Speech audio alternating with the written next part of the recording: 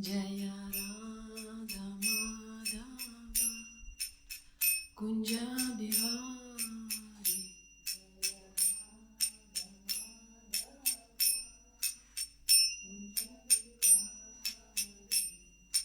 Gopi Jana Vallabha Girvaradari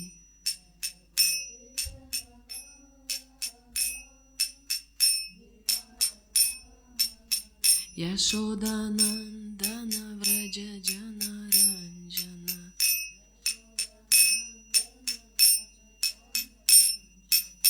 Yamuna Tira Vanachari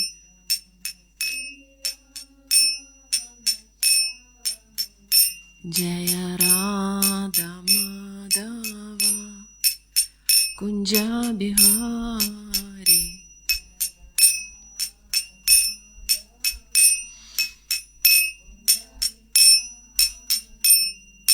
Gopi Jana Vallabha Girvaradari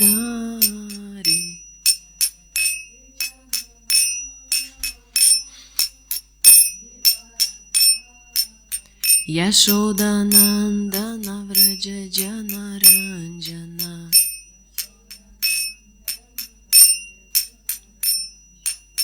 Yamuna Tira Vanachari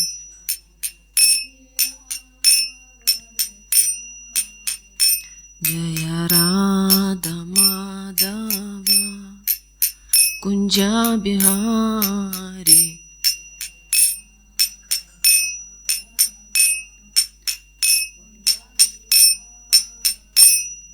Gopi Jana Vallabha Girvaradari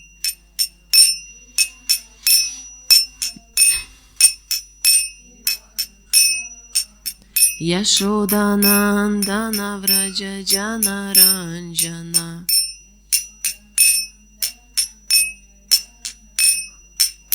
Yamuna Tira Vanachari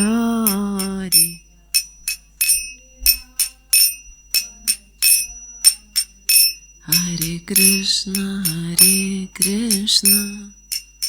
Krishna Krishna Hare Hare Hare Rama Rama Rama Hare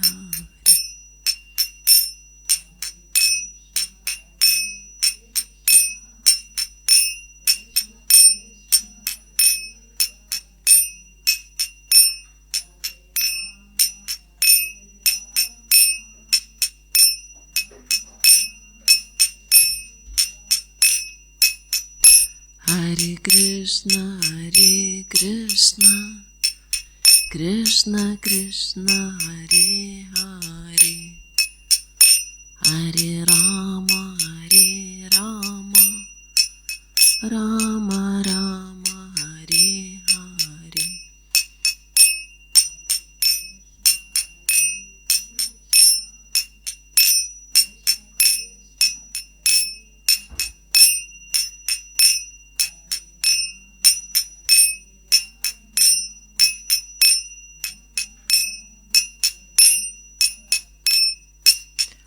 Hare Krishna Krishna Krishna Hare Hare Hare Rama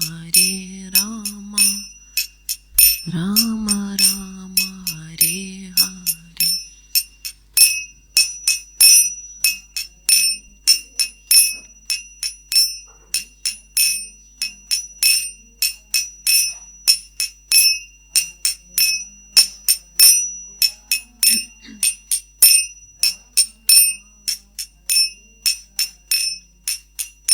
Hare Krishna Krishna Krishna Hare Hare Hare Rama Rama Rama Hare Hare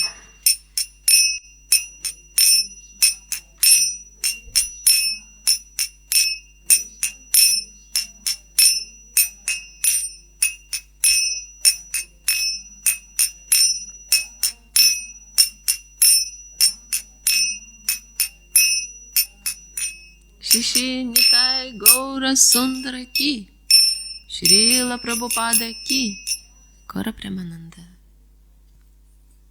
Hare Krishna, brangus bhaktai.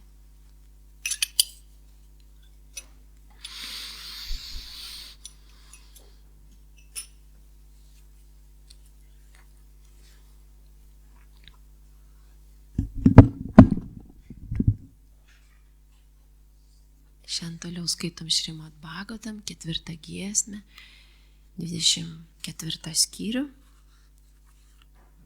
Šiandien skaitysim 2 posmus, 13 ir 14. Om Namo Bhagavate Vasudevaya.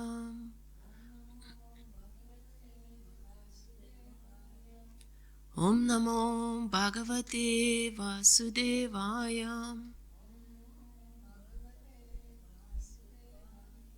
Om Namo Bhagavate Vasudevaya.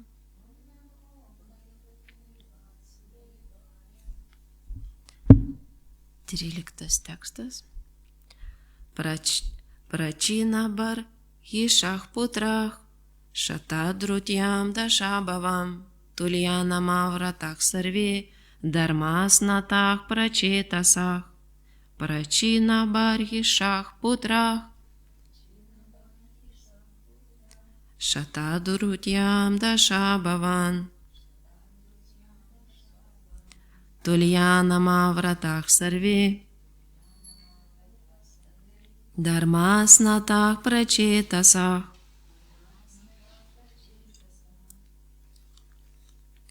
Pažodinė. Prachina barhishach. Karaliaus Prachina barhio putrach, sūnų, šatadrutyam, šatadrutį iščiose, daša, 10, abhavan, apsireiškia, tulija, vienodai, nama, vardas, vrataha, įžadas, sarvė, visi, dharma, pamaldumą, snataha, visiškai pasinėrė į,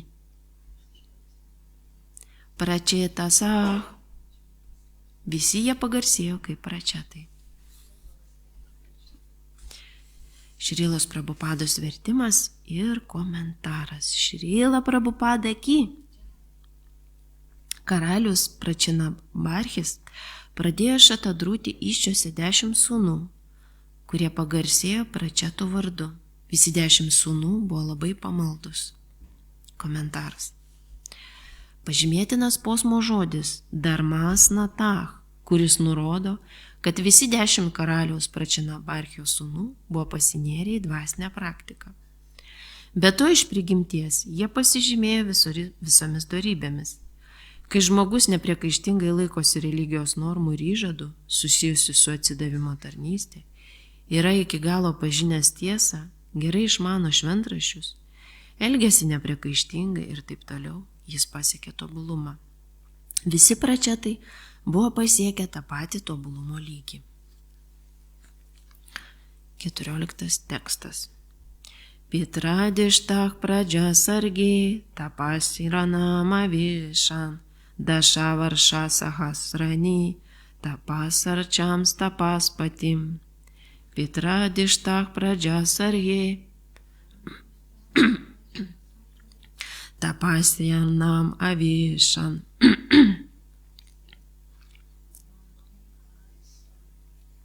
Daša varša sahasrani,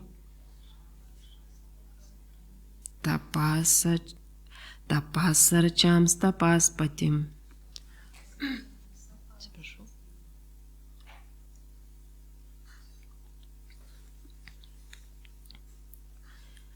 Pažodinis Šrilos Prabhupados vertimas.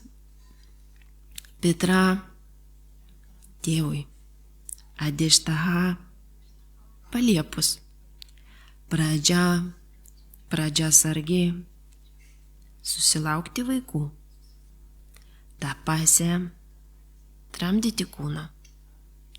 Arnavam į vandenyną.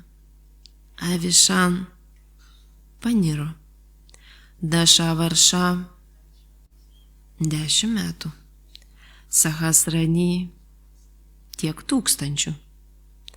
Tapasa savo askezėmis. Arčan garbino. Tapaha askezių. Patim šeimininką. Šrilos Prabhupados vertimas ir komentaras. Dievui paliepus vesti ir auginti vaikus, pračetai pasinėrė į vandenyno gelmes, kur 10 000 metų griežtai tramdė kūną. Tokiu būdu jie garbino didžiausią asketizmo meistrą, aukščiausiai Dievo asmenį. Komentaras. Paprastai gelbėdamasi nuo žemiškos sumaišties, didieji išminčiai ir asketai nusišalina į Himalajus. Pračina Barchio sūnus, pračetai, kaip byloja pastarasis posmas, asketizmui praktikuoti susirado nuošalią vietą. Pasinėrė į vandenyno gelmes. Pračetai tramdė kūną ilgus 10 000 metų. Ir tai rodo, kad jie gyveno Satja Jugoje, kai žmonių gyvenimo trukmė siekia 100 000 metų. Svarbu ir tai, kad praktikuodami asketizmą, pračetai garbino aukščiausiai asketizmo meistrą, aukščiausiai Dievo asmenį Šri Krišną. Tramdančiam kūną asketui, kuris siekia aukščiausio gyvenimo tikslo, būtina pelnyti aukščiausiojo Dievo asmens malonę. Jei žmogus pelno aukščiausio viešpatės prielankumą, tai reiškia, kad jis realizavo visus asketizmo tikslus. Kitaip sakant, pasiekė tikslą, vardan kurio ir yra tramdomas kūnas. Kita vertus, jei žmogui nepavyko pasiekti atsidavimo tarnystės aukštumų, tai reiškia, kad visi jo asketiški žygiai buvo beprasmiai, nes be aukščiausio viešpatės malonės neįmanoma pasiekti aukščiausio asketizmo tikslo. Bhagavad Gitoj 5 skyriui 29 posmoje yra sakoma, kad viešpats Šri Krišna yra aukščiausias asketizmo ir aukojimo meistras. Bhaktaram jagya tapasam sarvalo kama hešvaram. Kitaip sakant, be kurio asketiškų žygių rezultatus užtikrina viešpats Krišna. Šrimad Bhagavatam 3.33.7 sakoma, Aho batasva pačato garyam, jak jį varkė vartatė namą tubijam. Tepus tapastė džiuvuhu sasnurarja brahmanu čar nama grinantijėtė. Žmogus, kartojantis šventuosius viešpatės vardus, nusipelno didžiausios pagarbos, net jei jis kilęs iš čandalų, tai yra žemiausio visuomenės sluoksnio, nes kartoti šventuosius viešpatės vardus leista tam, kuris praeitą gyvenimą sėkmingai praktikavo asketizmą. Viešpatės Čaitanijos malonė, viešpatės Čaitanijos malonė, kiekvienas, kuris kartoja Mahamantrą, Hare Krishna, Krishna Krishna, Hare Hare, Hare Rama, Rama Rama, Hare Hare, pasieks aukščiausiai tobulumo pakopą, kurią žiloje senovėje pasiekdavo tie, kurie 10 000 metų tramdė kūną vandenyno gelmėse. Galimybė kartoti Hare Krishna mantrą yra didžiausia dovana, kurią gavo kali amžiuje gyvenantis nusidėjėliai. Ir jei žmogus nepasinaudos šią progą, tai te gali reikšti, kad jis yra visiškoje iliuzinės viešpatės energijos nelaisvėje. Kągi dabar pasimelsim.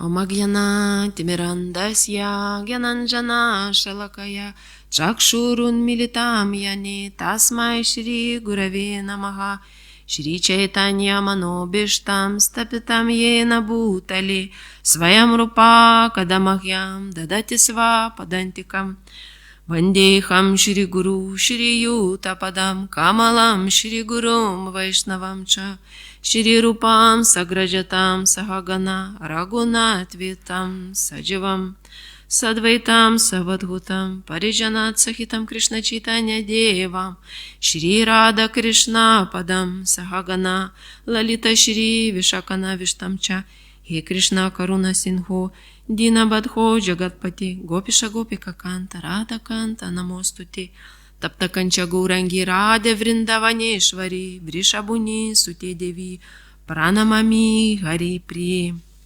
Vanchakalpatrubhasya Kripa Sudurevacha Patitanam Pavanebhyo Vaishnavebhyo Namo Namaha Shri Krishna Chaitanya Prabhu Nityananda Shri Advaita Gadadhara Shri Vasadi Gaura Bhakta Vrinda Hare Krishna Krishna Krishna Hare Hare Hare Rama Rama Rama Hare Hare Namo Vishnu Padaya Krishna Prishtaya Bhutali Shrimati Bhaktivedanta Svaminiti Namini Namaste Sarasvati Devi Gauravani Pracharini Nirvishesha Shunyavadi Pashyatya Deshatarine.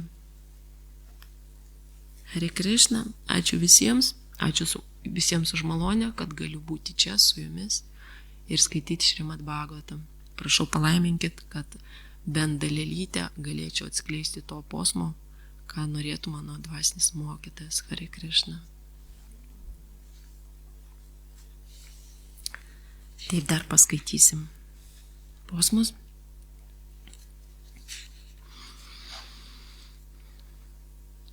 Parachina Barhishah Putrah Shatadrutyam Dashabhavan Tulyanama Varatah Sarve Dharmas Natanah Priechatasah.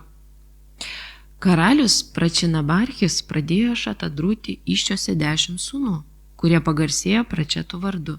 Visi 10 sūnų buvo labai pamaldus. Ir 14 tekstas. Pitradištak pradžia sargiai, tapas jarnam avišan, dašavarša sahasrani, tapas arčiams, tapas patim. Tėvui paliepus vesti ir auginti vaikus, Pračetai pasinėrė į vandenyno gelmes, kur 10 000 metų griežtai tramdė kūną. Tokiu būdu jie garbino didžiausią asketizmo meistrą, aukščiausiąjį Dievo asmenį.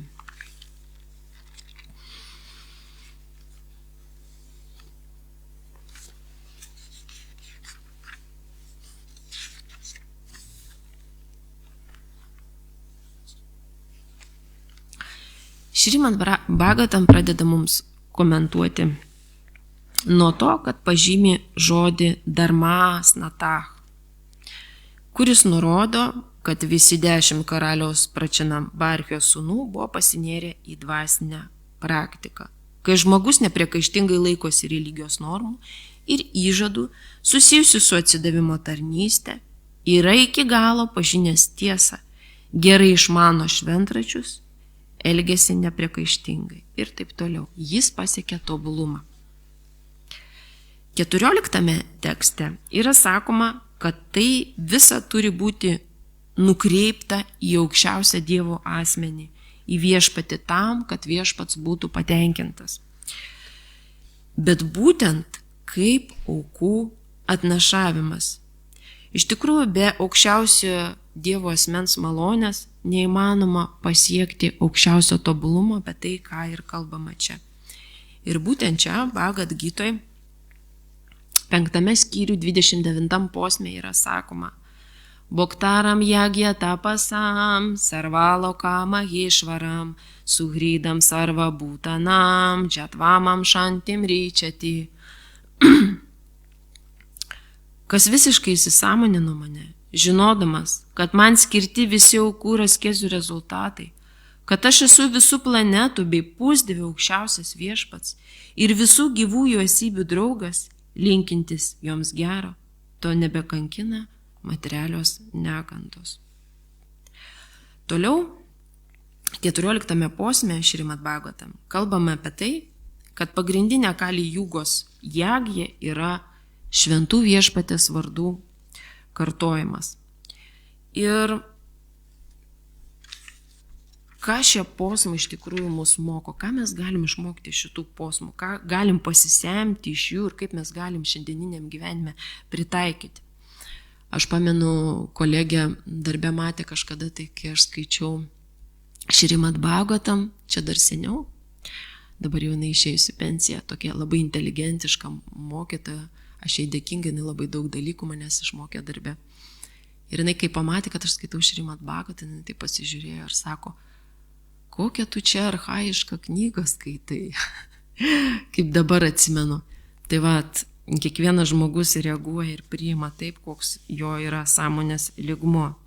Bet iš tikrųjų Šrimat Bhagavatam tai yra pats viešpats. Taip kaip ir Bhagavad Gita, tik tai literatūrinė forma jo yra. Ir jeigu mes paimtumėm dabar ir susietumėm visas šitas temas, kurias mes nagrinėjom, Šrila Prabhupada iš tikrųjų mus atveda prie proceso. O iš kitos pusės prie tam tikros nuotaikos, kur mes turime vykdyti šitą procesą, apie kurį kalba. Tokia yra praktinė dalis, kad reiškia atsidavusiesiems reikia perprasti iš vienos pusės tą tokią išorinę formą, ir kurią mes iš tikrųjų turim atlikti reguliariai. O iš kitos pusės yra atitinkama nuotaika. Ir ta nuotaika yra labai svarbus momentas mums visiems. Pirmiausia, aš sakydama tai, pirmiausia sakau savo, kai sakau mes, tai pirmiausia sakau savo. Ir tai nuotaikai iš tikrųjų paklūsta mūsų visi gyvenimiškos veiklos aspektai. Kokia turėtų būti nuotaika, tas aukų atnašavimas. Ir Bhagavad Gitoje 5 skyriuje 29 posme, kurį aš jums tik perskaičiau, Šrila Prabhupada sako, sąlygotos sielos, patekusios į iliuzinės energijos gniaužtus, atkakliai siekia ramybės materialiame pasaulyje. Tačiau jos nežino taikos ramybės formulės, kuri yra pateikiame šiame Bhagavad Gitos skyriuje. Geriausia taikos formulė yra tokia. Visos žmonijos veiklos vaisiai yra skiriami Krišnai. Žmonės turėtų viską skirti transcendentiniai viešpatės tarnystei, nes jis planetų ir gyvenančių jose pusdievių savininkas. Jo niekas nepranoksta, net patys didžiausi pusdėliai, viešpats Šiva ir viešpats Brahma. Vedose Švetašvatara Upanišada 6.7 aukščiausias viešpats apibūdinamas taip: tam išvaram param mahešvaram. Iliuzijos apkerėtos gyvosios esybės stengiasi tapti visko, ką tik aprėpia jų žvilgsnis valdovėmis. Tačiau iš tikrųjų sąlygas joms diktuoja materiali viešpatės energija. Viešpats materialios gamtos valdovas, o sąlygotos sielos pavaldžios griežtiems jos dėsniams. Kol nesuprasime tos paprastos tiesos, nepasieksime taikos pasaulyje, nei vieni patys, nei visi kartu. Krišnos sąmonės esmė tokia: viešpats Krišna yra aukščiausias dominuojantis subjektas, o visos gyvosios esybės kartu su didžiausiais pusdieviais yra jo valdiniai. Visišką ramybę galima rasti tik pasiekus Krišnos sąmonės aukštumas. Iš tikrųjų apie tai, kas čia yra rašoma, tai yra labai svarbus momentai mums, nes mūsų protas jisai gali iškeliauti į kažkokius tai nukrypimus, kažkokius tai iškrypimus. Ir mes galime atlikti kažkokią tai išorinę veiklą, bet iš tikrųjų mes galime pamiršti, kodėl tai atliekame. Pirmiausia, aš tai savo užduodu klausimą ir gyvenime beveik kiekvieną dieną klausiu, kodėl, kam to reikia, kodėl taip atlieku. Tada pirmiausia Šrila Prabhupada sako, kad tobulumą gali pasiekti tas, kuris turi tam tikrų dorybių. Ir va čia būtent 13 tekste jisai sako: žmogus nepriekaištingai laikosi religijos normų ir įžadų. Mūsų atveju, kokių mes laikomės normų ir įžadų? Tuos įžadus, kuriuos mes duodam savo dvasiniam mokytojui, mes laikomės jo nurodymų, pagrindinių 4 reguliuojančių principų. susijusi su atsidavimo tarnystė. Toliau, sako, yra iki galo pažinęs tiesą, gerai išmano šventraščius ir elgesi nepriekaištingai. Ką reiškia elgesi nepriekaištingai? Jeigu mūsų elgesys, jisai turi būti nepriekaištingas ta prasme, kad mes negalim kažkaip tai negražiai elgtis net kasdieniniam gyvenime, bet kur mes einam, ką mes bedarom, nes mes atstovavim savo dvasinį mokytoją, mes atstovavim Krišną, mes kaip etiketė, mes esam atstovai, dalelytės. Ir mūsų elgesys, jisai būtinai turi būti nepriekaištingas. Kiekvieną kartą, kokia be būtų gyvenime situacija, mes turime išlikti Krišnos sąmoje. Nesvarbu, ar mus kas išveda iš kantrybės, ar kažkoks tai būna konfliktas, visą laiką turim prisiminti, kad mes turim dvasinį mokytoją, mes turim Šrilą Prabhupadą, jo malonę, mes esam Krišnos sąmonė, mes esam šitam kely, bhakti jogos kely. Tai yra didžiulė malonė, mes turim tai vertinti. Ir ką dar reiškia tas nepriekaištingas elgesys? Jis dar reiškia ne tik, kad mes kartojam Hare Krishna Mahamantrą ir viskas. Ne. Tai reiškia, kad žmogus, jisai gyvena, kad jo visas gyvenimo būdas yra toks, kad jis pritraukia aukščiausią Dievo asmenį į savo gyvenimą. Čia aš kalbu apie save. Paprastai mes gyvename taip, ne taip, kaip iš tikrųjų norime ir kartojam šventą vardą, pateisindami savo netobulumus ar kažkokius tai savo veiksmus gyvenime. Esu tai ne vieną kartą patyrus. Ir tokiu atveju tiesiog atsistoji prieš save, prieš veidrodį, žiūri į veidrodį ir sakai, aš noriu būti atvira ir sąžininga savo. Prieš save. Pirmiausia, kokia yra mano motyvacija. Sąžiningai ir atvirai siekti tikslų. Nes mes turėtumėm iš tikrųjų viduje neslėpti tų savo silpnybių ir ydų ir nebijoti tai net garsiai pasakyti. Ir aš prisimenu kažkaip labai pirmas atvejis, kuris, taip mane praktikoje sukrėtė labai ir labai vertinu tokius draugus, apskritai bhaktus, kurie gali išdrįsta tau sąžiningai pasakyti. Pamenu, mano viena draugė, su kuria mes kartu atėjom į Krišnos sąmonę, dar praktikos pradžioj, kažkur prieš 10 metų, jinai man tiesiai šviesiai pasakė, aš tau pavydžiu dėl to ir to ir to. Įdomiausia buvo tai, kad Krišna man tuo momentu davė intelekto suprasti. Paprastai kaip pasauliečiai reaguoja į tokią situaciją, jeigu tau tai pasakytų, tai supyktų, kažkokia būtų audringa reakcija ir taip toliau. Bet kai Krišna tau duoda intelektą, tu tada pradedi suprasti ir tu tada pradedi tai vertinti. Tai yra savybė. Žmogus tau išdrįso į akis pasakyti, nepabijojo. Dėl ko jis tau pavydė? Ir tai yra vertybė. Aš tai vertinu. Ir tikrai aš pamenu, tas momentas labai stipriai mane sukrėtė ir galvoju, aš pati turiu būti sąžininga pati prieš save ir prieš kitus ir nebijoti pasakyti savo ydų.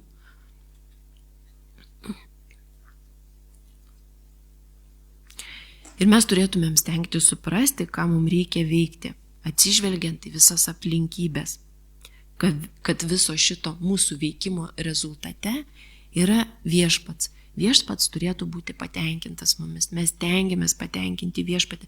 Mes mokomės, mes einam šituo keliu. Tai mūsų pats geriausias tikslas. Mes norim atkreipti viešpatės dėmesį. Ir stengtis įkvėpti kitus žmonės tam, kad ir kiti bhaktai, kiti atsidavusiai ir tie, kurie prisijungia prie Krišnos sąmonės, taip pat norėtų patenkinti viešpatį ir pritraukti savo dėmesį. Todėl visi šitie momentai mums kiekvienam yra labai svarbus. Ir nagrinėdama šios du posmus, kažkaip tai labai supratau, kokie jie yra svarbus. Atrodo, kad mes sėdim per paskaitas, mes klausom paskaitas, atrodo daug kas iš vyresnių yra atsidavusių ir kiekvieną kartą šneka apie Mahamantros reikšmę, apie visus svarbius momentus, kuriuos atrodo mes 1000 kartų girdėjom. Bet kaip svarbu, kad tie žodžiai, kuriuos mums sako, pasiektų mūsų širdeles, paliestų mūsų širdeles, kad tai, ką mes girdim, galėtumėm realiai pritaikyti savo gyvenime, savo praktikoje, kasdienėje veikloje. Ir tą atsidavimo tarnystę, ir tas gyvenimas visuomeniniam gyvenimą, kurį mes gyvenam, tai, ką mes darom kiekvieną dieną, visą laiką prisiminti, ir aš tai savo primenu, visą laiką patenkinti viešpatį. Būtent taip mes galėsim pritraukti viešpatės palankumą. Ir aš galvoju, kokia yra nuotaika, kaip yra sudėtinga išlikti toj nuotaiko, kai tu ateini į šventyklą, tu matai bachtus, matai dievybės, vien ta aplinka, kurioje tu esi, jinai jau yra transcendentinė, čia dvasinis pasaulis. Ir tu visą laiką gali stengtis, tiesiog tau net gal taip ir nereikia stengtis, nes tu natūraliai esi šitoje aplinkoje ir tu gali tiesiog būti čianai ir jausti tą viešpatės buvimą ir per bachtų malonę. Bet kai tu išeini iš šventyklos ribų, kaip yra sudėtinga išlikti toje nuotaikoje, išlikti su viešpačiu.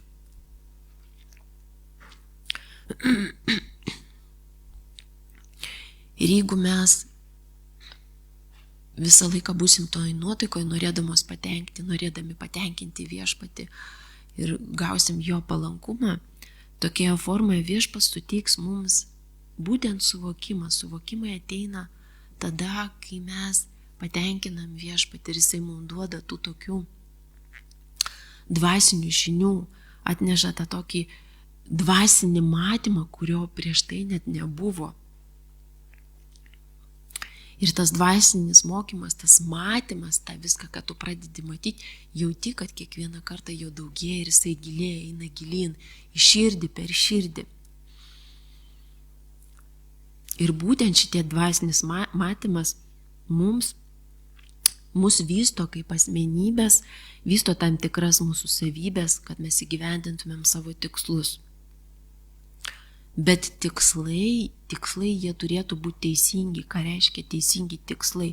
Tai ta nuotaika, su kuria mes gyvenam kiekvieną dieną.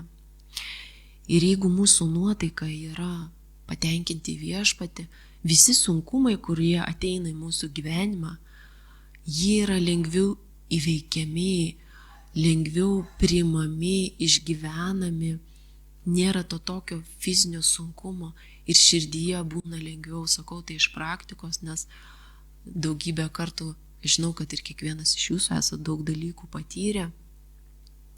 Ir kai tie ateina sunkumai, kai tu jauti, kad ta tavo nuotaika, jeigu jinai kažkokia netokia pakinta, tu tada jautiesi silpnas, bet kai tu galvoji apie Krišną, jauti tiesiog tą Krišnos tokia kaip ir apsauga, lyg tai buvo man tokių momentų, kur, jau atrodo, jau taip sunku, taip viskas sudė, kaip čia visą tai pakelti, ir tas protas tau dar rezonuoja, dar jis ten tave pakartina, dar kažką padaro, bet jauti, kaip Krišna tiesiog ištiesia tau ranką pačių sunkiausių momentų, ir jis tau taip padeda, ir tada supranti, o Krišna, ačiū tau Krišna, tu tiek man daug duodi, tai yra antiek nuostabu.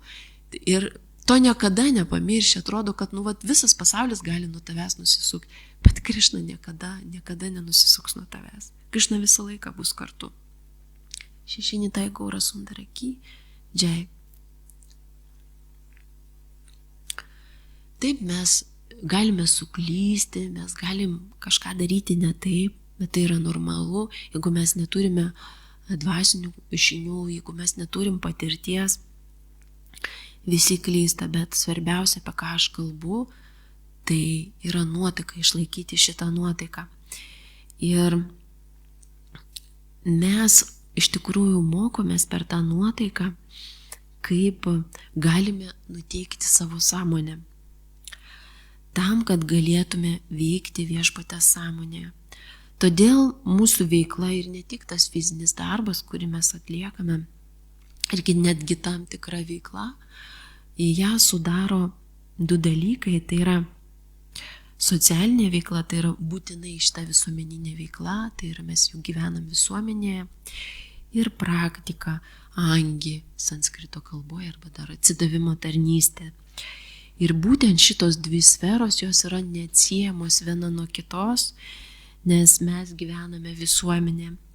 Todėl mūsų veikla būtinai turi būti mūsų dvasinio gyvenimo dalis, ta visuomeninė veikla. Kad ir labai mažais žingsneliais, bet jinai turi būti panaši į vaišnavo gyvenimą, į viešpatės atsidavusiojo gyvenimą.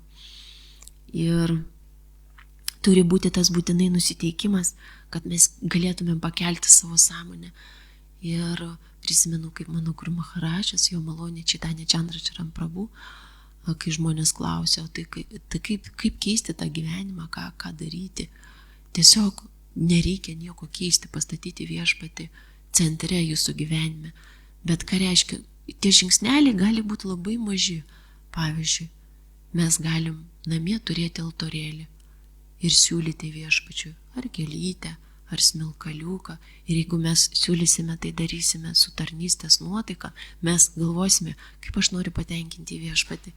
Viešpačiui to užtenka, jisai priims tai, nes jis priima mūsų meilę, mūsų pastangas, jis mato, kai mes tengiamės, kad mes norim jį patenkinti ir tai jam patinka. Ir jau nuo tos akimirkos mūsų sąmonė jinai jau pradės transformuotis ir jinai transformuosis ir prasidės procesas.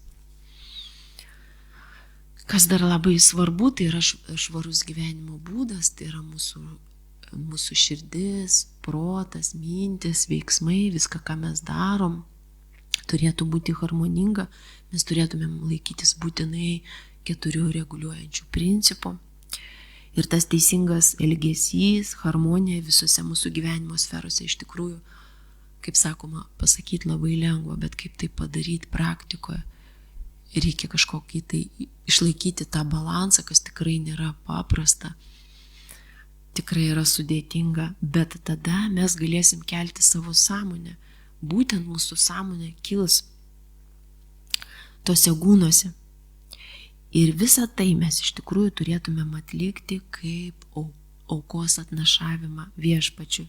Nes būtent aukos atnašavimas viešpačiui, jisai vysto mūsų sąmonę dvasinėje plotmėje. Ir būtent Bhagavad Gitoj 9 skyriui 27 posme Krišna sako: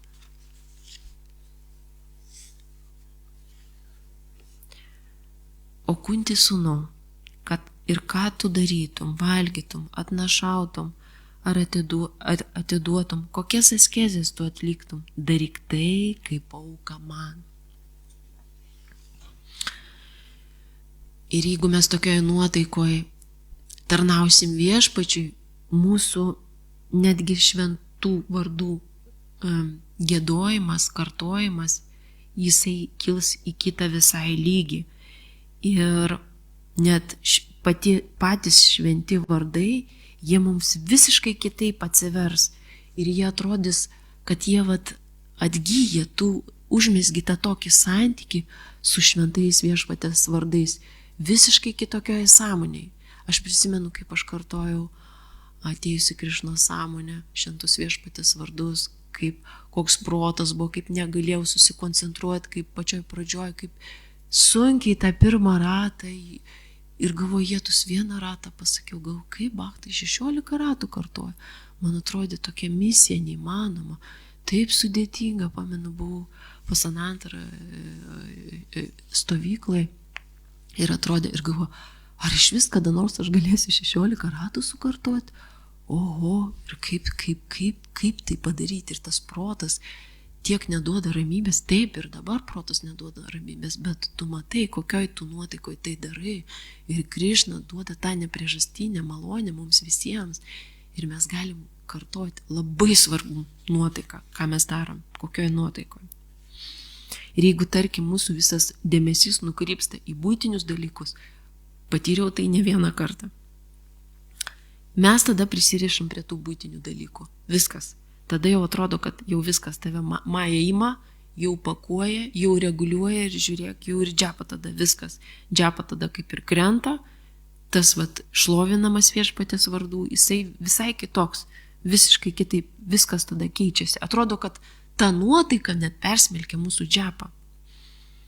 Ir šitas momentas iš tikrųjų, vakar bandžiau išjausti tos posmus ir supratau, kad jie yra tikrai mums labai svarbus. Ir šventų vardų giedojimas kiekvieną kartą, kai klausant, ką sako mūsų dvasiniai mokytojai, tai yra labai labai svarbu. Ir jeigu, tarkim, aš esu prisirišus prie kažkokių tai jūslinių malonumų, kalbų visą laiką apie tai, arba netgi, kai, pavyzdžiui, žmogus kažką tai planuoja, tarkim, aš kažką tai planuoju, ir mano planai persveria tą tarnystės nuotaiką, tai tada irgi viskas keičiasi. Nes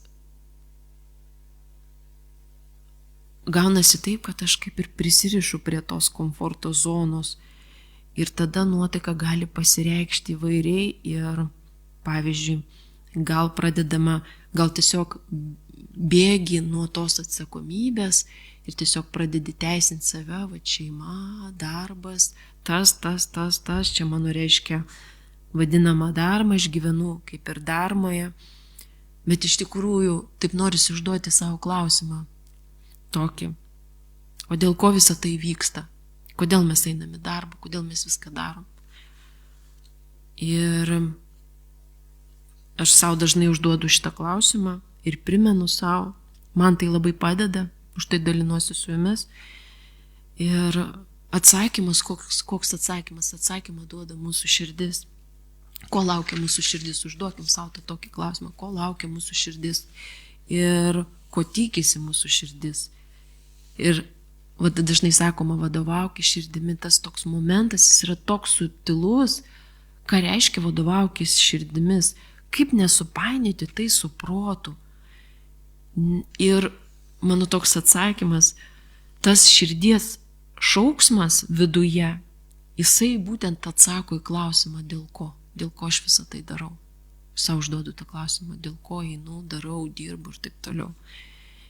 Ir protas jis niekada neatsakys iš tos raginimus, jis tau nepasakys šitų dalykų. Taip, aš galiu pasakyti, aš dirbu, taip, dėl šeimos, dėl gerovės, klausimas, dėl kokios gerovės, dėl ko aš visą tai darau. Taip gražiai skamba dėl gerovės. Bet tada gaunasi taip, tai kokią aš gerovę atnešu į savo šeimą, ką gero aš darau, pinigus uždirbu, pinigus atnešu. Bet aš nekeičiu tada savo šeimos sąmonės, nekeičiu savo sąmonės. Ir aš nieko neįnešu, jokio to gėrio neįnešu į savo šeimą. Ir kaip Krišna sako, jeigu jūsų veikla yra nenukreipta ir neatveda jūsų į Bhagavatam, tokią veiklą reikia atmesti. Nes tai iš tikrųjų yra nenaudinga veikla. Ir Krišna mus ragina taip pat nebijoti, nieko nebijoti, atsikratyti absoliučiai visų baimių. Ir nes labai svarbu mūsų motyvai, nes mes turime žymiai stipresnius ir svarbesnius dalykus, taip Krišna sako. Ir ką mes turim dabar, galim pagalvoti, ką mes turim. Mes turim tarnystės, turim sąlygas, kurias Krišna mums suteikia.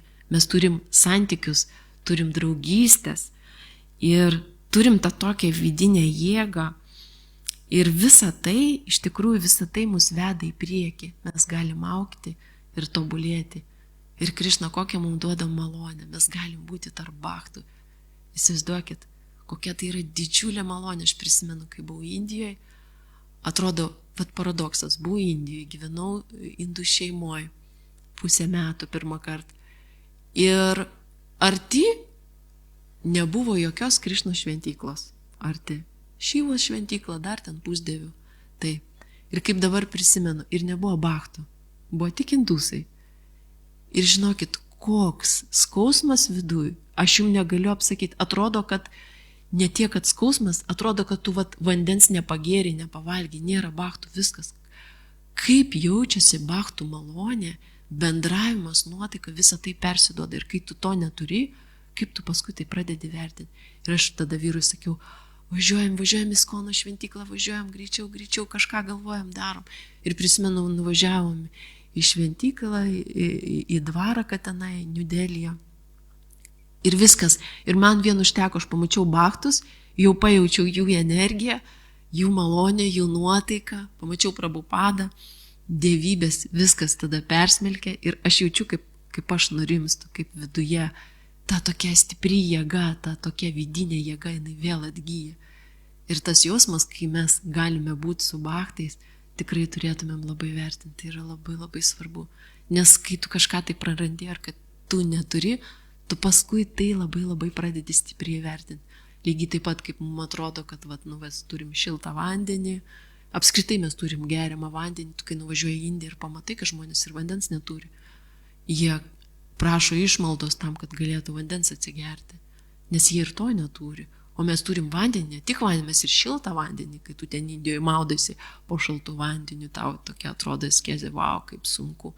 O ten žmonės taip gyvena, kai kurie net neturi galimybės įsimaudyti. Tai mes turim labai labai daug dalykų gyvenime ir turėtumėm tai vertinti. Ir kaip iš tikrųjų veikia mūsų protas ir, pavyzdžiui, jeigu mes prisirišam prie kažkokių tai dalykų, tarkim, pavyzdžiui, prie kažkokių tai jūslinių pasitenkinimų, kažkokios tai padėties, kas tada vyksta su protu? Protą uždengia ir tiesiog užsispaudžia intelektas. Ir intelektas jisai negali koncentruotis, jisai tiesiog silpsta ir žmogus tiesiog negali užsiimti atsidavimo tarnystę. Ir mes turim iš tikrųjų mokytis, stengtis organizuoti visą savo gyvenimą taip, kad mūsų sąmonė nebūtų taip kontroliuojama gūnų. Iš vienos pusės mes griauname šitas visas gūnas kaip būtent dėka atsidavimo tarnystės. Iš kitos pusės mes mokomės gyventi tokį gyvenimą, kad išsilaisvintumėm visai iš tų gūnų kontrolės. Ir atsidavimo tarnystės dėka, kaip mano Guru Maharadžas sako, jo malonė Čaitanya Čandračaram Prabhu, visos karmos rūšys yra griaunamos. Tai įsivaizduokit, kokia yra jėga atsidavimo tarnystė, kiek jinai gali padaryti stebuklingų dalykų mūsų akimis žiūrint. Ir jeigu mūsų visa ahara arba tas, kas praryja mūsų jausmus, šudvo iš sanskrito kalbos reiškia švarus, tada šatva, sudį arba šatva yra protas apsivalo. Ir kada protas apsivalo, tada mūsų intelektas, jisai tampa drūva, toks aiškus, kryptingas, tikslingas, stiprus. Ir smriti lambė iš sanskrito kalbos, tai atmintis ir tikėjimas tampa labai stiprus. Ir tada visi karminiai mazgai pradeda išsirišti jau mūsų galvose ir mes viską atleidžiam. Ir todėl mūsų visuomeninis gyvenimas ir tarnystės, kaip sako Bhaktivinoda Thakura, kaip yra kaip du bėgiai, kaip dvi linijos, ir kuriais mes einame.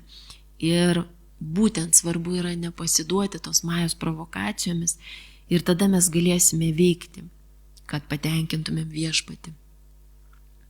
Ir mūsų giedojimas bus tada viešpatės vartų šlovinimas, giedojimas būtent atspindės mūsų požiūrį į viešpatį. Ir bus tas impulsas kažką tai jam atiduoti. Todėl mes turėtumėm stengti sąmoningai statyti tam tikrą gyvenimo sferą. Ir ta sfera, jinai turi būti nukreipta į viešpatį tam, kad mes patenkintumėm viešpatį. Ir Krišna sako mums, kad mes neturime ko prarasti. O iš tikrųjų mūsų protai mes dar bijome. Mes daug ko bijome.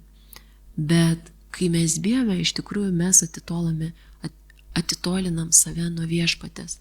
Mes turim pasikliauti viešpačiu, visiškai išmokti pasitikėti juo. Ir be Krišnos mes iš tikrųjų nieko negalim. Mes net negalim šeimą pasirūpinti, nes mes nežinom, kas atsitiks su mūsų šeimos nariais ir gal jie tiesiog keliaus į pragarą. Ir iš tikrųjų šiuolaikinėje visuomenėje terminas dharma, jo kaip ir visiškai nėra šiuolaikiniai visuomeniai, modernioji visuomenė. Nes kas yra dharma? Dharma tai yra kiekvienos gyvosios būtybės pridermė. Pridermė tai yra tarnauti aukščiausiam Dievo asmeniui, tarnauti viešpačiui, kad jį patenkinti. Dharma iš sanskrito kalbos. Bet žmonės Kali Jugoje iš vis net nežino, kad yra tokia dharma. Ir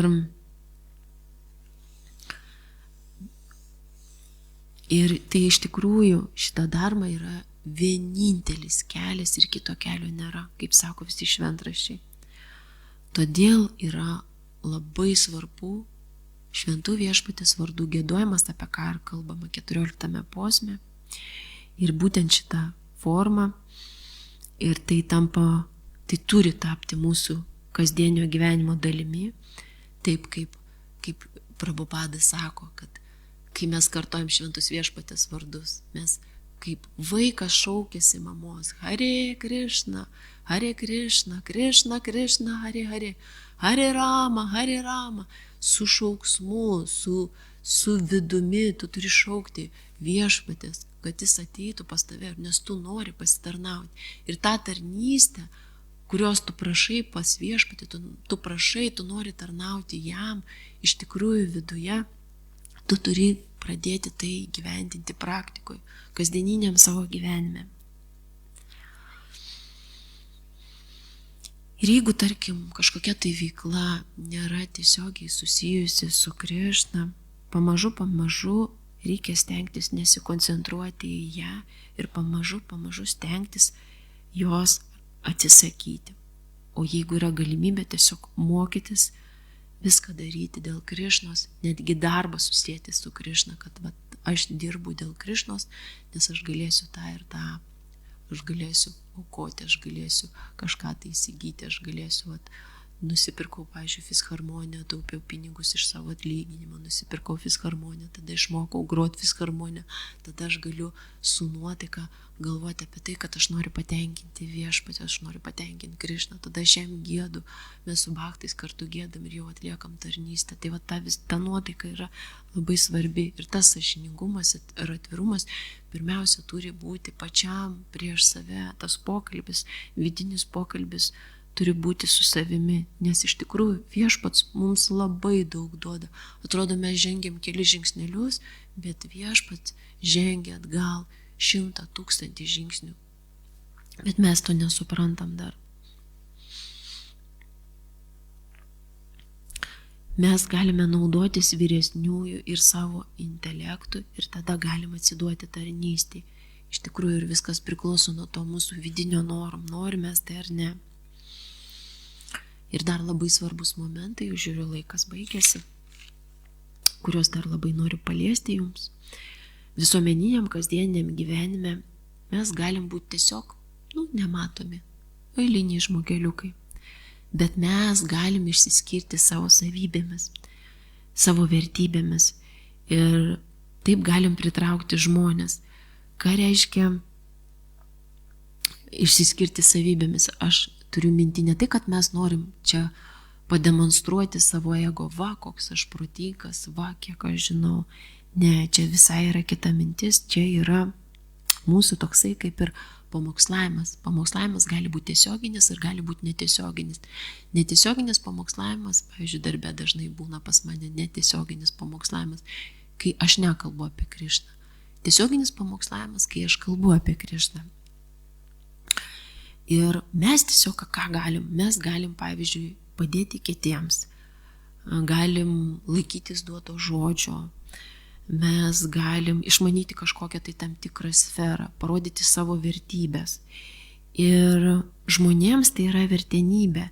Ir tai jie priima, ir tu tai jauti, tu tai matai, jų elgesį. Ir tas yra atsakomasis ryšys. Ir būtent apie tai, ką aš kalbėjau, kad būtent mūsų visos etinės normos, jos turi būti aukščiau visų. Ne tam, kad patenkinti savo ego, o tam, kad patenkinti Krišną savo net elgesiu. Ir visas savo žinias, kurias mes gauname iš Bhagavad Gitos, iš Šrimad Bhagavatam, mums reikia išmokti, stengtis pritaikyti ne tik kasdieniniam gyvenime, bet ir pamokslaujant, netgi netiesioginiam pamokslavime. Pradėti mokyti suprasti tai, ką mes skaitome. Nes jeigu žmonės pajus mūsų tas savybės, tos vertybės žmonėms yra, jiems yra skanu iš tikrųjų ir tai jie vertina. Ir kaip mes, pavyzdžiui, įkvepiam vienas kitą. Mes daliname savo patirtimi, kažkokiamis tai realizacijomis. Iš tikrųjų mes padedam tai labai vienas kitam, labai visos tos realizacijos, kurios kažkas tai pasidalino, gali įkvėpti ir paliesti tavo širdį. Ir jeigu, tarkim, bhaktas jis neįsiskyrė niekuo visuomeniniai toj socialinėje erdvėje, tai iš tikrųjų reiškia, kad jisai dar neatsivėrė, jisai neparodė savo sugebėjimų, nes tikrai kiekvienas bhaktas turi daugybę sugebėjimų ir su Krišnos sąmonė praktikoje matosi, kiek kiekvienas iš jūsų turite sugebėjimų ir kiek tu išmoksti naujų dalykų, nuostabių dalykų ir tu matai, kaip keičiasi tavo gyvenimas ir tu matai, aš net nežinau, aš dar tokį galiu dalyką išmokti, nes Krišna yra toks maloningas ir tie mūsų visi sugebėjimai, jie pasireiškia Dievo sąmonė. Tai labai yra svarbu realizuoti save. Nes iš tikrųjų, kai pasižiūri, nerealizavęs savęs žmogus, jisai toks, jis tampa kaip robotas. Reikia daryti, darau, einu, šitą, aną, reikia, bet dėl ko aš tai darau? Ir tada žmonės tiesiog užslopina save ir užslopina tą savo kūrybiškumą. Puikiai žinau, apie ką kalbu, turiu artimoje aplinkoje žmogeliukų, kurie tikrai yra labai stipriai save užslopinę ir tą savo kūrybiškumą. Ir mes aišku galim sakyti, čia maja, čia karma, čia kali juga, čia pasiekmės, laimės nėra, tai viskas yra iliuzija. Bet mes patys, mes turėtume būti iš tikrųjų laimingi Krišnos sąmonė. Ir jeigu, pavyzdžiui, mes nesam laimingi Krišnos sąmonė, tai kaip mes galim pritraukti žmonės ir parodyti jiems, kad mes galim būti laimingi, tai mes negalim tada pritraukti nelaimingų žmonių. Ir kai pasižiūri, tai susimastai apie tai, kad gyvenimas prabėga ir pas daugumą žmonių tikrai yra tas gilus savęs nerealizavimo jausmas. Ir tai skaičiau šitos posmus ir atėjo atsakymas, dėl ko ateina pas žmonės depresija, kai žmonės savęs nerealizuoja. Jie susirga depresija. Tai tokia kankinio nuotaika, tokia tiesiog žmogus jisai nežino, ko nori, bet jis tiksliai žino, ko jisai nenori ir koncentruojasi į tai, ko jis nenori. Jisai žino, kad jis nenori kentėti. Tokia yra skausminga būsena, labai nesveika būsena. Ir mums labai svarbu pamokslauti būtent apie tą savęs realizavimą ir apie tą vidinį tokį augimą, kad mes galim augti. Mes ką galim išnaudoti? Mes galim išnaudoti savo kūną, galim išnaudoti intelektą, kalbą, iškalbos meną. Tai gali pasireikšti, nes kiekvienas iš jūsų pagal savo prigimtį turit sugebėjimus ir mes tai galim mokytis atsiverti. Tiesiog kaip tai daryti? Reikia bendrauti su tais, kurie jau yra save realizavę tam tikrose dalykuose. Ir pavyzdžiui, dar pabaigai, žiūrėdamas televiziją žmogus, pavyzdžiui, televizorių, sėdi namie, žmonės žiūri televizorių, iš tikrųjų tai yra pigus skonis. Kodėl sakau pigus? Nes tai yra laikinas laimės hormonas, dopaminas, kuris suteikia laimę, tą tokį laimės jausmą.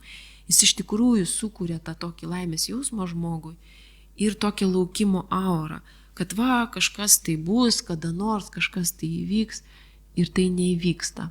Bet mums visiems iš tikrųjų reikia serotonino, to oksitocino.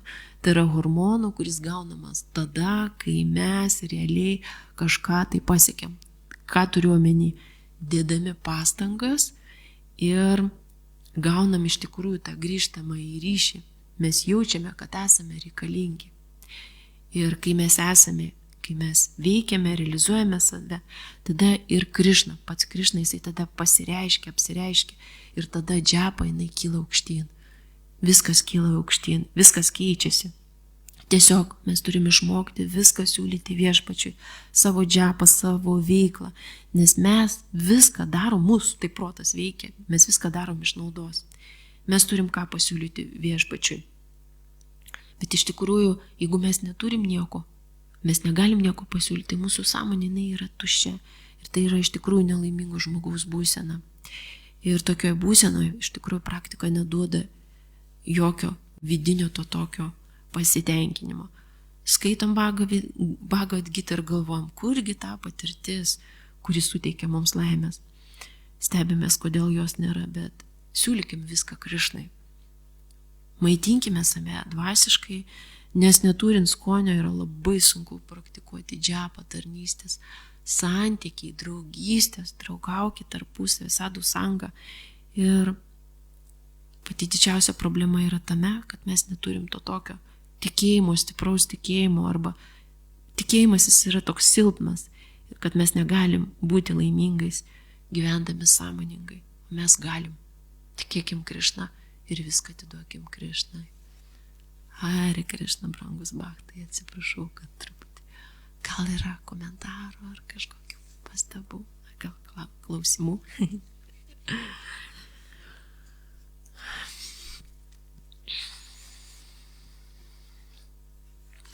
Hare Krišna. Tai pagėdam gal tada Nirsimhoje.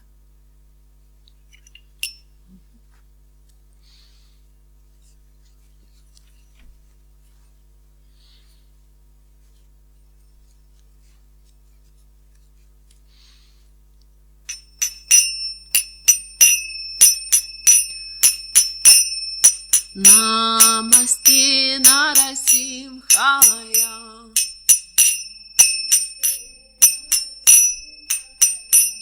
Прохлада, хлада, дайне.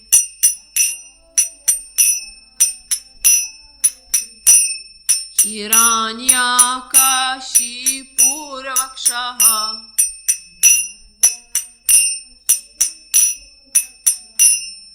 Шилатанканакалае.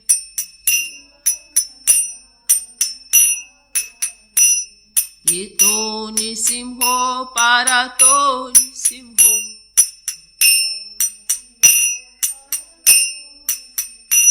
Yato yamitato Nisimho.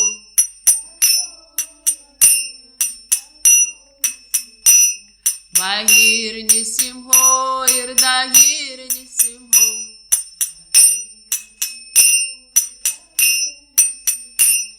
Narasimha Madim Sharanam Prapadim.